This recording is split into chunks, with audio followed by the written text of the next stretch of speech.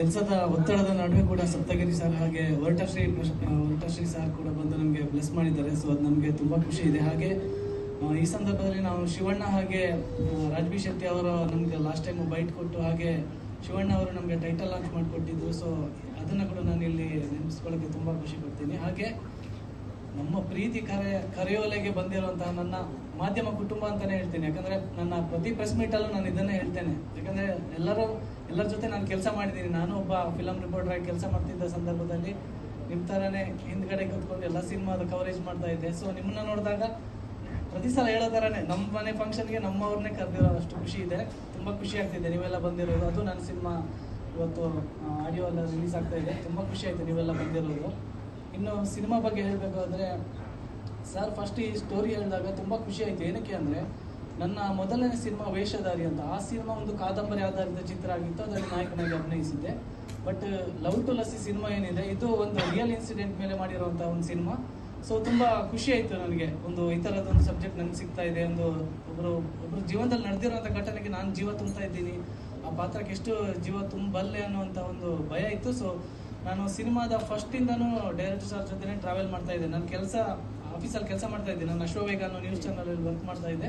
So office ಹತ್ರ ಬರ್ತಾ ಇದ್ರು, ದಿನ ಸರ್ ಬರ್ತಾ ಇದ್ರು. ನನ್ನ ಲಂಚ್ ಬ್ರೇಕಲ್ಲಿ ನಾನು ಊಟನೇ ಮಾಡ್ತಾ ಇರಲಿಲ್ಲ. ಪ್ರತಿದಿನ ಸರ್ ಹತ್ರ ಸ್ಟೋರಿ ಕೇಳೋದು, ಅದ್ರ ಬಗ್ಗೆ ಡಿಸ್ಕಸ್ ಮಾಡೋದು, ಲೊಕೇಶನ್ ಬಗ್ಗೆ ಡಿಸ್ಕಸ್ ಮಾಡೋದು, ಮ್ಯೂಸಿಕ್ ಬಗ್ಗೆ ಇದೇ ನಡೀತಾ ಇತ್ತು.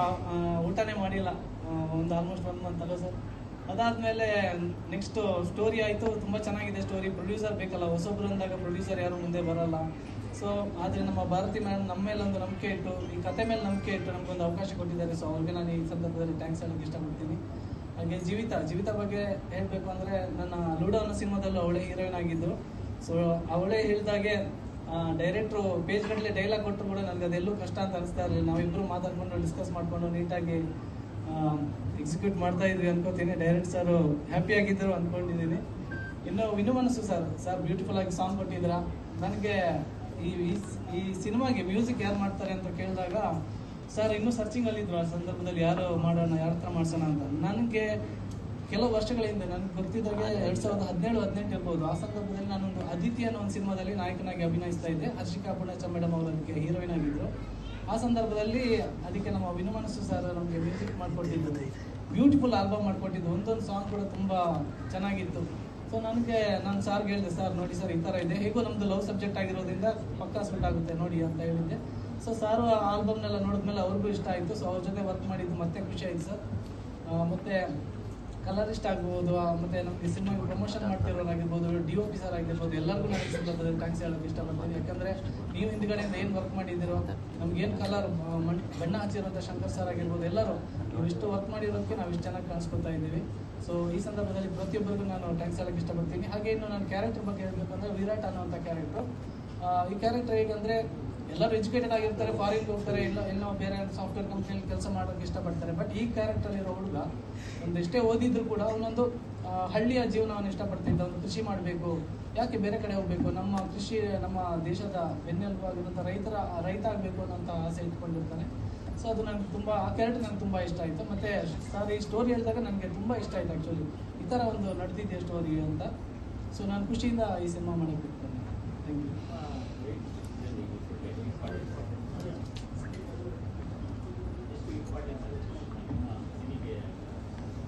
ನನ್ನ ಸಿನಿಮಾ ಕೆರಿಯರಲ್ಲಿ ನನಗೆ ಪ್ರತಿಯೊಂದು ಸಿನಿಮಾ ಮಾಡುವಾಗಲೂ ನಮಗೊಂದು ಇದೊಂದು ಒಳ್ಳೆ ಮೈಲಿಗಲ್ಲಾಗುತ್ತೆ ಅನ್ನೋ ದೃಷ್ಟಿಯಲ್ಲಿ 100% ಎಫರ್ಟ್ ಕೊಟ್ಟೆ ಮಾಡಿರ್ತೀವಿ ಸರ್.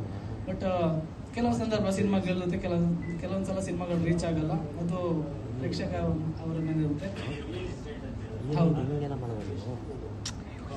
ಸರ್, ಆ್ಯಕ್ಟರ್ ಆಗಿ ನನಗೆ ತುಂಬ ಚಾಲೆಂಜಿಂಗ್ ಇತ್ತು. ನಾನು ಫಸ್ಟ್ ಹೇಳಿದಾಗೆ ನಾನು ಸರ್ ಹತ್ರ ಡಿಸ್ಕಸ್ ಮಾಡ್ತಿದ್ದೆ, ಸರ್ ಆ ಕ್ಯಾರೆಕ್ಟರ್ ಅವ್ರು ಹೇಗಿದ್ದಾರೆ, ಅವ್ರನ್ನ ನಾನು ನೋಡಬೇಕು, ಮಾತಾಡಬೇಕು. ಸೊ ಅವರು ಬಾಡಿ ಲ್ಯಾಂಗ್ವೇಜ್ ಹೇಗಿರುತ್ತೆ ಅದರ ಬಗ್ಗೆ ಎಲ್ಲ ನಾವು ಮೊದಲೇ ಡಿಸ್ಕಸ್ ಮಾಡಿದ್ವಿ. ಹಾಗೆ ಕ್ಯಾರೆಕ್ಟರ್ ಒಳಗಡೆ ಹೋಗೋಕ್ಕೆ ತುಂಬ ಟೈಮ್ ತಗೊಂಡಿದ್ವಿ ನಾವು.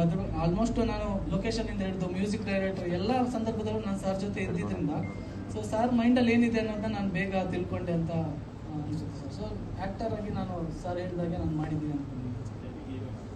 ಹೌದು ಸರ್, ಡಬ್ಬಿಂಗ್ ನಾನು ಮಾಡಿದ್ದೀನಿ. Thank you, Aryan Arya. All the very best to you. And everyone, ಇಲ್ಲಿ ಬಂದಿರೋ ಎಲ್ರಿಗೂ ತುಂಬ thanks. And Love to Lassi, this is my second film. First film just 1 month before release ಆಯಿತು ludo ಅಂತ. So I was very happy for the debut film because ಅದಾಗಿ 1 ಮಂತಿಗೆ ಮತ್ತೆ ಇನ್ನೊಂದು cinema ಅಂದಿದ್ದು ತುಂಬ ಖುಷಿಯಾಗಿದೆ. ಆ್ಯಂಡ್ ಇವತ್ತು teaser launch and audio launch ತುಂಬ ಚೆನ್ನಾಗಿ ಬಂತು. ಯಾಕಂದರೆ ಶೂಟಿಂಗ್ ಮಾಡಿದಾಗ ಆಲ್ರೆಡಿ ಚೆನ್ನಾಗಿತ್ತು ಸಿನಿಮಾ ಸ್ಟೋರಿ ಎಲ್ಲನೂ.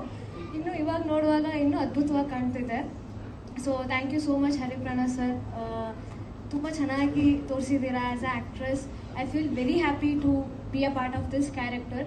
ಆ್ಯಂಡ್ ಇನ್ನು ಇಂಪಾರ್ಟೆಂಟಾಗಿ ಹೇಳಬೇಕಂದ್ರೆ ರೈಟಿಂಗ್ಸ್, ಡೈರೆಕ್ಟರ್ ಸರ್ ರೈಟಿಂಗ್ ಬಂದು ತುಂಬ ಚೆನ್ನಾಗಿ ಬರ್ಕೊಂಡಿದ್ದಾರೆ. ಬಟ್ ಏನಂದರೆ ಆನ್ ಸ್ಪಾಟಲ್ಲಿ ಕೊಟ್ಟರು. ಅದು 1 ಡೈಲಾಗ್ 2 ಡೈಲಾಗ್ ಅಲ್ಲ, 2-3 ಪೇಜಸ್ ಒಟ್ಟಿಗೆ ಕೊಡ್ತಿದ್ರು. That was the only thing. But very beautiful writing sir, ತುಂಬ ಚೆನ್ನಾಗಿತ್ತು. And my co star Aryan ತುಂಬ ಚೆನ್ನಾಗಿ ಸಪೋರ್ಟಿವ್ ಆಗಿದ್ದರು. This is our second film because even ಲೂಡೋದಲ್ಲೂ ಅವರೇ ನನ್ನ ಪೇರ್ ಆಗಿದ್ದರು. So it was really good working with him. And not only that, even song, when it comes to song, ಇನ್ನು ಮನಸ್ಸು sir ತುಂಬ ಚೆನ್ನಾಗಿ ಮಾಡಿದ್ದೀರಾ. ಪರ್ಸ್ನಲ್ ಫೇವ್ರೆಟ್ ಅಂದರೆ ನನಗೆ ಪ್ಯಾಥೋ ಸಾಂಗ್ ಅಷ್ಟೇ.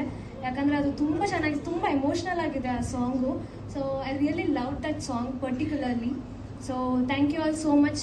ಸೊ ಪ್ರತಿಯೊಬ್ಬರು ಸಿನಿಮಾ ನೋಡಬೇಕು. ಯಾಕಂದರೆ ಸರ್ ಹೇಳ್ದಂಗೆ ತುಂಬ ಸಿನಿಮಾಗಳು, ಹೊಸ ಹೊಸ ಸಿನಿಮಾಗಳೇ ಬರ್ತಾ ಇದೆ. ಬಟ್ ಅದು ಹೊಸ ಸಿನಿಮಾಗೆ ನಿಲ್ಲಬಾರ್ದು ಅಷ್ಟೇ. ಮತ್ತು ಪ್ರತಿಯೊಂದು ಆ್ಯಕ್ಟ್ರಸ್ ಆಗಲಿ ಆ್ಯಕ್ಟರ್ಸ್ ಆಗಲಿ ಪ್ರತಿಯೊಬ್ಬರಿಗೂ ಬೇರೆ ಬೇರೆ ಸಿನಿಮಾಗಳು ಸಿಗಬೇಕು, ದೊಡ್ಡ ದೊಡ್ಡ ಪ್ರೊಡಕ್ಷನ್ಗಳು ಸಿಗಬೇಕು ಅಂತ ಹಾರೈಸ್ತೀನಿ. Because every new film stays as a new film. Nobody is going higher. That's the only reason. I want everyone to get that. So thank you all so much. Thank you. ಏನು sir? ಹೆಚ್ಚು ಅಳುವುದಂತ ಇಲ್ಲ. ಪ್ರತಿಯೊಂದು love ಸ್ಟೋರಿನಲ್ಲೂ ಏನೇನಿದೆಯೋ ಅದೆಲ್ಲ ಇರುತ್ತೆ. But other than love, ಇಲ್ಲಿ ಎಲ್ಲ ಸಂಬಂಧಕ್ಕೂ ಇರೋ ರಿಲೇಷನ್ಶಿಪ್ನ ತುಂಬ ಚೆನ್ನಾಗಿ ತೋರಿಸಿದ್ದಾರೆ. ನಾಟ್ ಓನ್ಲಿ ಲವ್ ಸ್ಟೋರಿ, ಇವಾಗ ಸರ್ ಹೇಳ್ದಂಗೆ father and son, father and daughter, ಈ ಥರ ಪ್ರತಿಯೊಂದು ಸಂಬಂಧನೂ ನೀಟಾಗಿ ತೋರಿಸಿದ್ದಾರೆ. ಅದರ್ ದ್ಯಾನ್ ಲವ್ ಎಲ್ಲನೂ ಇರುತ್ತೆ ಈ ಸಿನಿಮಾದಲ್ಲಿ. ನಾಟ್ ಓನ್ಲಿ ಜಸ್ಟ್ ಒಂದು ನಾರ್ಮಲ್ ಲವ್ ಸಿನಿಮಾ ಅನ್ನೋದಕ್ಕಿಂತ ಇದರಲ್ಲಿ ಸಂಬಂಧಕ್ಕೆ ಬೆಲೆ, ಅದು ಹೆಂಗಿರುತ್ತೆ, ಅದು ಯಾವ ಥರ ಒಂದು ಎಮೋಷನ್, ಫೀಲ್ ಎಲ್ಲನೂ ತೋರಿಸಿದ್ದಾರೆ. And particularly when it comes to female character, so ಪ್ರತಿಯೊಂದು ಫೀಮೇಲ್ಸು ನೋಡಬೇಕು. ಯಾಕಂದರೆ ಫೀಮೇಲ್ಸ್ಗಿರೋ ಎಮೋಷನ್ಸು ತುಂಬ ಡಿಫ್ರೆಂಟಾಗಿ ತೋರಿಸಿದ್ದಾರೆ. ಪ್ರತಿಯೊಂದು ಸಿನಿಮಾದಲ್ಲಿ ಅದು ಇರುತ್ತೋ ಇಲ್ವೋ ಗೊತ್ತಿಲ್ಲ, ಬಟ್ ಈ ಫಿಲಮಲ್ಲಿ ಚೆನ್ನಾಗಿ ತೋರಿಸಿದ್ದಾರೆ. That is the most important thing ಇದು. Thank you Jeevitha Prabhakar. All the very best to you. ಒಳ್ಳೇದಾಗ್ಲಿ ತಮಗೆಲ್ಲ ಉಟ್ಲ ಸೀನ. Thank you so much. ಎಲ್ರಿಗೂ ಅನ್ಸೋದು ಕೆಫೆ ಸ್ಟೋರಿ ಇರ್ಬೋದೇನೋ ಹಂಗೆ ಅಂತ. ಯಾವುದೇ ಕಾರಣಕ್ಕೂ ಕೆಫೆ ಸ್ಟೋರಿ ಅಂತೂ ಅಲ್ವೇ ಅಲ್ಲ. ಪ್ಯೂರ್ ಮೆಲೋಡಿ ಲವ್ ಡ್ರಾಮಾ ಇದೊಂದು. ಈ ಲವ್ ಸ್ಟೋರಿ ಅಂತ ಒರಿಜಿನಲ್ ಹೀರೋ ಯಾರು ಇರಬೇಕು ಅವರು ಕೂಡ ಇದ್ದಾರೆ, ಆ ಹುಡುಗಿನೂ ಕೂಡ ಇದೆ. ಪರ್ಮಿಷನ್ ತಗೊಂಡು ಶೂಟಿಂಗ್ ಮಾಡಿರುವಂತದ್ದು ನಾವು. ಕೆಲವೊಂದು ಶಾರಿಗಳೆಲ್ಲ ಇದೆ ಇದರಲ್ಲಿ. 4 ಸಾಂಗ್ ಇದೆ, ಅದ್ರ ಜೊತೆಗೆ 18 ಶಾರಿಗಳಿದೆ. ನಮ್ಮ ವಿನು ಮನಸ್ಸು ಸರ್ ತುಂಬಾ ಚೆನ್ನಾಗಿ ಒಂದು ಮ್ಯೂಸಿಕ್ನ ಮಾಡಿಕೊಟ್ಟಿದ್ದಾರೆ. ಇನ್ನು DI ಕಿಶೋರ್ ಕುಮಾರ್ ಅಕ್ಕಣ್ಣ ಅವರು ಅದ್ಭುತವಾಗಿ ನನಗೆ ಸಪೋರ್ಟ್ ಮಾಡಿ, C2C ಸ್ಟುಡಿಯೋ ಕಡೆಯಿಂದ ಒಳ್ಳೆ ಸಪೋರ್ಟ್ ಮಾಡಿ ತುಂಬಾ ಚೆನ್ನಾಗಿ ಅದ್ಭುತವಾಗಿ ಕಲರಿಂಗ್ ಎಲ್ಲ ಮಾಡಿಕೊಟ್ಟಿದ್ದಾರೆ. ಹಾಗೆ ನನ್ನ ನೆಚ್ಚಿನ ಗುರುಗಳು ಹೊರಟ ಶ್ರೀ ಸರ್ ಬಂದಿರೋದು ನನಗೆ ತುಂಬಾ ಖುಷಿ ಕೊಡುತ್ತೆ. ಯಾಕಂದ್ರೆ ಅವ್ರನ್ನ ನಾನು ಸುಮಾರು 2008-09 ಚಾಮುಂಡೇಶ್ವರಿ ಸ್ಟುಡಿಯೋದಲ್ಲಿ ಭೇಟಿಯಾಗಿದ್ದು, ಅಲ್ಲಿಂದ ಶುರುವಾಗಿರೋದು. ತುಂಬಾ ಖುಷಿ ಆಗುತ್ತೆ. Thank you sir, thank you so much. ಮತ್ತೆ ನಮ್ಮ ಮುಖಂಡರಾದಂಥ ಸಪ್ತಗಿರಿ ಗೌಡ್ರವ್ರು ಬಂದಿದ್ದಾರೆ, ನನಗೂ ಖುಷಿ ಆಗುತ್ತೆ. Thank you so much sir, ನಿಮ್ಮ ಸಪೋರ್ಟು. ಹಾಗೆ ಈ ಸಿನಿಮಾ ಬಗ್ಗೆ ಹೇಳಬೇಕು ಅಂದರೆ ಆಕ್ಚುಲಿ ತುಂಬಾ ಶಾರ್ಟ್ ಪೀರಿಯಡ್ ಅಲ್ಲಿ ಶೂಟಿಂಗ್ ಮುಗಿಸಿರೋಂಥದ್ದು. ಜಸ್ಟ್ ಒಂದು 25 ಡೇಸ್ ಅಲ್ಲಿ ಶೂಟಿಂಗ್ ಮುಗಿಸಿದ್ವಿ. ಎಷ್ಟು ಬೇಗ ಮುಗಿಸಿದ್ವಿ ಅಂತ ಗೊತ್ತಿಲ್ಲ. ಲೊಕೇಶನ್ ಎಲ್ಲ ಜಸ್ಟ್ 5 to 10 ಕಿಲೋಮೀಟರ್ ಡಿಸ್ಟೆನ್ಸ್ ಅಲ್ಲೇ ಲೊಕೇಶನ್ ಎಲ್ಲ ಹುಡಿಕೊಂಡ್ಬಿಟ್ಟಿದ್ವಿ. ಬೇಗ ಶೂಟಿಂಗ್ ಮುಗೀತು. ಯಾವುದೇ ನೈಟ್ ಶೂಟ್ಗಳು ಜಾಸ್ತಿ ಇರಲಿಲ್ಲ, ಏನಿರಲಿಲ್ಲ. ಎಲ್ಲ ಪುತ್ತೂರು, ಸುಳ್ಳಿ ಆ ಕಡೆನೂ ಕೂಡ ಶೂಟ್ ಮಾಡಿದಂಥದ್ದು ಪ್ರತಿಯೊಂದನ್ನು ಕೂಡ. ಆದ್ರೆ ಆರ್ಯನ್ ಜೀವಿತ ಅವರು ನನಗೆ ತುಂಬಾ ಕಾಟ ಕೊಟ್ರು, ಅದ್ರ ಜೊತೆ ಚೆನ್ನಾಗಿ ಸಾಥು ಕೂಡ ಕೊಟ್ರು. ಜೀವಿತ 12 ದಿನ ಬರೀ ಅಳೋದೇ ಆಗೋಗಿತ್ತು. ಬಂದ್ಬಿಟ್ಟು ಕೇಳೋರು, ಸಾರ್ ಇವತ್ತಾದ್ರೂ ನಗ್ಬೋದಾ, ಬರೀ ಅಳೋ ಸೀನೆ ತೆಗಿತಾ ಇದ್ದೀರಾ ಅಂತ. ಇವಾಗ ನಗ್ಸ್ತಾ ಇದ್ದೀನಿ, ನಗಮ್ಮ ಆಯ್ತು ಈಗಲಾದ್ರು. ಇನ್ನು ಆರ್ಯನು ಒಳ್ಳೆ ಆರ್ಟಿಸ್ಟು, ಒಳ್ಳೆ ನಾಯಕ. ಮುಂದೊಂದು ದಿನ ತುಂಬಾ ಚೆನ್ನಾಗಿ ಬೆಳೀತಾರೆ ಅನ್ನೋ ನಂಬಿಕೆ ನನಗಿದೆ. ಯಾಕಂದ್ರೆ ನೆಕ್ಸ್ಟ್ ಲೆವೆಲ್ ಅಲ್ಲಿ ಆಕ್ಟಿಂಗ್ ಮಾಡ್ತಾರೆ. ಯಾವುದೇ ಕಾರಣಕ್ಕೂ ಅವ್ರು ಇದ್ದಿದ್ದು 25 ದಿನ ಶೂಟಿಂಗ್ ಅಲ್ಲೂ ಕೂಡ ಗ್ಲಿಸರಿಂಗ್ ಇಲ್ಲದೆ ಕಣ್ಣೀರ್ ಹಾಕಿರೋ ಮನುಷ್ಯ ಅವರು. ಗ್ಲಿಸರಿಂಗ್ ಇಲ್ಲದೆ ಕಣ್ಣೀರ್ ಹಾಕಿದ್ದಾರೆ. ತುಂಬಾ ಒಳ್ಳೆ ಆರ್ಟಿಸ್ಟ್ಗಳು ಇನ್ನು ನಮ್ಮ ಜಗನ್ ಇದ್ದಾರೆ, ತಾರಾ ಮೇಡಮ್ ಇದ್ದಾರೆ, ಇವರೆಲ್ಲ ಮತ್ತೆ ನಮ್ಮ ವೈಷ್ಣವಿ ಒಳ್ಳೆ ಡ್ಯಾನ್ಸರ್ ಕೂಡ ಅವರಿದ್ದಾರೆ. ಎಲ್ಲರೂ ಕೂಡ ಒಳ್ಳೊಳ್ಳೆ ಆರ್ಟಿಸ್ಟ್ಗಳನ್ನ ಹಾಕೊಂಡು ಮಾಡಿದೀವಿ. ಎಲ್ಲರೂ ಕೂಡ ಒಂದೆರಡು ಸಿನಿಮಾ ಮಾಡಿ ಅದರಲ್ಲಿ ಸ್ವಲ್ಪ ಎಕ್ಸ್ಪೀರಿಯನ್ಸ್ ಆಗಿರೋ ಕಲಾವಿದರುಗಳನ್ನ ಹಾಕೊಂಡು ಮಾಡಿದೀವಿ. ಇನ್ನು ನನಗೆ ಸಂಪೂರ್ಣ ಸಪೋರ್ಟು ನಮ್ಮ ಪ್ರೊಡ್ಯೂಸರ್ ಕಡೆಯಿಂದ ಸಿಕ್ಕಿರೋದು, ಭಾರತಿ ಅಮ್ಮ ಅವ್ರ ಕಡೆಯಿಂದ, ಹಾಗೆ ಗೀತಮ್ಮ ಅವ್ರ ಕಡೆಯಿಂದ ಕೂಡ ಸಪೋರ್ಟ್ ಸಿಕ್ಕಿದೆ. ಥ್ಯಾಂಕ್ ಯು ಸೋ ಮಚ್ ಇಬ್ರಿಗೂ ಕೂಡ. ಇದು 2006-07 ನಡೆದಿರುವಂತ ಘಟನೆ. ಅದೇ ಇನ್ಸಿಡೆಂಟ್ ಸರ್, ಏನಿಲ್ಲ. ಲಾಸ್ಟ್ ಕ್ಲೈಮ್ಯಾಕ್ಸ್ ಮಾತ್ರ ಒಂಚೂರು ಚೇಂಜ್ ಮಾಡ್ಕೊಂಡು ಜಸ್ಟ್ ಒಂದು 2 minutes ಮಾತ್ರ ಚೇಂಜ್ ಆಗಿದೆ ಅಷ್ಟೇನೆ. ಇನ್ನೆಲ್ಲ ಸೇಮ್ ಟು ಸೇಮ್ ಅದೇ ಇನ್ಸಿಡೆಂಟ್, ಏನೂ ಚೇಂಜ್ ಆಗಿಲ್ಲ. ಹೌದೌದೌದು, ಟ್ರಾಜಿಡಿ ಲವ್ ಸ್ಟೋರಿನೇ. ಇಲ್ಲ, ತಗೊಳ್ಳೇಬೇಕಲ್ಲ, ಏನ್ ಮಾಡಕ್ಕಾಗಲ್ಲ ಸರ್. ಹೆಣ್ಣು ಮಣ್ಣು ಮಣ್ಣು ಅಂತ ಪರ್ಮಿಷನ್ ತಗೊಳ್ಳೇಬೇಕು ನಾವು. ಅವ್ರ 3 ಜನದ ಹತ್ರನೂ ಏನು ಮಾಡಕ್ಕಾಗಲ್ಲ. ಏನ್ ಬಂದ್ರು ಪರ್ಮಿಷನ್ ಸರ್. ಇನ್ನೇನು ಮುಗಿಯೋ ಸ್ಟೇಜಲ್ಲಿ ಇದೆ, ಆಗಸ್ಟ್ಗೆ ಬರ್ತೀವಿ ಸರ್. ಇಲ್ಲ ಹಾಗೇನಿಲ್ಲ ಸರ್, ಯಾವ ರೀತಿ ಕಂಡೀಷನ್ ಏನಿಲ್ಲ. ಅದೇ ಬೋತ್ ಆರ್ ನನ್ನ ಫ್ರೆಂಡ್ಸ್, ತುಂಬಾ ಒಳ್ಳೆ ಫ್ರೆಂಡ್ಸ್. ಹಾಗಾಗಿ ಅಂದ್ರೆ ಫ್ರೆಂಡ್ ಸರ್ಕಲ್ ಅಲ್ಲಿ ಆಗಿರೋ ಒಂದು ಅನುಭವನ ಮಾಡಿರೋದು ಸರ್. ಇಲ್ಲ ಆ ತರ ಏನಿಲ್ಲ ಸರ್. ಪ್ರತಿಯೊಂದು ಒಂದು ಶಾರ್ಟ್ ಇಡ್ಬೇಕಾದ್ರೂ ಇದೇ ತರ ಶಾರ್ಟ್ ಅಂತೇಳಿ ಅವ್ರಿಗೆ ಫೋಟೋನೇ ಕಳ್ಸ್ಬಿಟ್ಟು ನಾನು ಶಾರ್ಟ್ ಇಟ್ಟಿದ್ದೀನಿ. ಆ ತರ ಎಲ್ಲ ಮಾಡಿದ್ದೀನಿ. ಎಲ್ಲಾನು ಪ್ರತಿಯೊಂದು ಅವ್ರದೇ ಒರಿಜಿನಲ್ ಹೆಸರೇ ಎತ್ಕೊಂಡಿದ್ದೀನಿ. ಅವ್ರಿಗೆ ಪರ್ಮಿಷನ್ ಕೇಳಿ ನಾನು. ಅವೆಲ್ಲ ಏನ್ ತೊಂದರೆ ಏನಿಲ್ಲ, ಎಲ್ಲ ಲೀಗಲ್ ಆಗಿದೆ ಸರ್. ಇಲ್ಲ, ಇನ್ನೊಂದು ದಂಡತೀರ್ಥ ಅಂತ ಒಂದಿದೆ, ಅದು ಬ್ಯಾಕ್ ಟು ಬ್ಯಾಕ್. ಇವಾಗ ನೀವೇ ಕೂಡ ಎಲ್ಲರೂ ಬರ್ತೀರಾ, ಅದಕ್ಕೂ ಕೂಡ ಬರಬೇಕು. ಈಗ ಬ್ಯಾಕ್ ಟು ಬ್ಯಾಕ್ ಅದನ್ನು ಕೂಡ ನೆಕ್ಸ್ಟ್ ಮಂತ್ ಅಲ್ಲಿ ಲಾಂಚ್ ಮಾಡ್ತಾ ಇದ್ದೀನಿ. ಅದು ಕೂಡ ರಿಲೀಸ್ ಅಂತ ಎಲ್ಲ ಬಂದು ನಿಂತಿದೆ. ಅದು ಫಸ್ಟ್ ಅದನ್ನೇ ಶೂಟ್ ಮುಗಿಸ್ದೆ ನಾನು, ಬಟ್ ಅದನ್ನ ಎಲ್ಲೂ ತೋರಿಸಿಲ್ಲ ಇನ್ನು ಇದುವರೆಗೂ.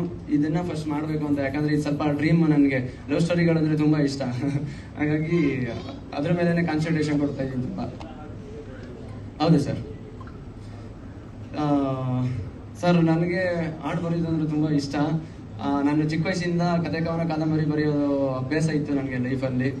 ಮ್ಯಾಗಝಿನ್ಗಳಲ್ಲಿ ಆಗ್ತಾ ಇದ್ದೆ ಬರೆದು, ಪತ್ರಿಕೆಗಳಲ್ಲೂ ಕೂಡ ಆಗ್ತಾ ಇದ್ದೆ. ಆಮೇಲೆ ನಮ್ಮ ಮೀಡಿಯಾದಲ್ಲಿ ವರ್ಕ್ ಮಾಡ್ಬೇಕಾದ್ರೂ ಕೂಡ ನಾನು